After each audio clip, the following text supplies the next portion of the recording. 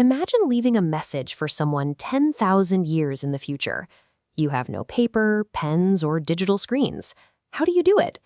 During the Paleolithic period, or the Old Stone Age, humans lived as nomadic hunters, moving constantly to follow animal herds. Survival in this harsh environment required a sophisticated understanding of the natural world and the ability to engineer tools from the raw materials around them. Communication began with identifying specific minerals, like red ochre or black charcoal. These stones could be processed into vibrant, lasting colors. This formula shows the chemistry behind their success. Artists crushed the stone into powder, mixing it with a liquid binder, like animal fat. The fat acted as a glue, binding the pigment to the rock to create a waterproof paint that lasts for millennia. By mastering these natural materials, early humans ensured their messages were permanent, creating records that outlasted their own lives. With reliable paint, their choice of subject was dictated by the specific geography of their home. In Europe, artists traveled deep into freezing, pitch-black underground limestone caves. They worked in complete darkness, guided only by the flickering light of handheld torches. On these hidden walls, they painted massive, highly realistic images of the large animals they hunted, such as horses, bulls, and deer. Artists used multiple earth tones, blacks, browns, yellows, and often utilized natural cave wall bumps and curves to make the animals look three-dimensional. Historians believe these were performed deep under the dangerous environment and the animals humans relied on. In eastern Uganda, the environment was completely different.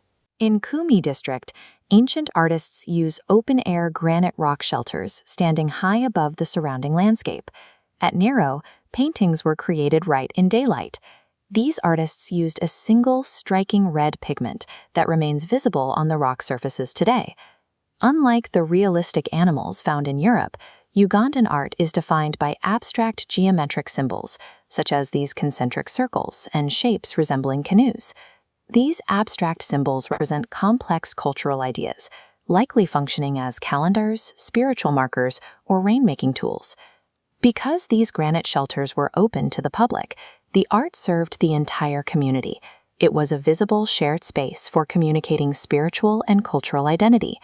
Ugandan rock art functioned as a public monument, a permanent and visible record of a community's life and beliefs under the sun.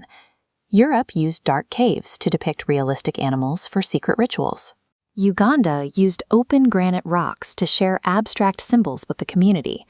Their palettes differed too. Europeans used varied earth tones, while Uganda's Nero paintings rely on a single, bold red pigment. Despite being separated by thousands of miles and using different styles, both groups used their specific environments to fulfill the shared human need to communicate. One universal technique found in ancient art is the hand stencil. An artist placed their hand against the rock and blew liquid pigment over it, leaving behind a clear outline. This stencil is the ancient equivalent of saying, "I was here." It is a direct physical link to the individual humans who stood in these exact spots thousands of years ago.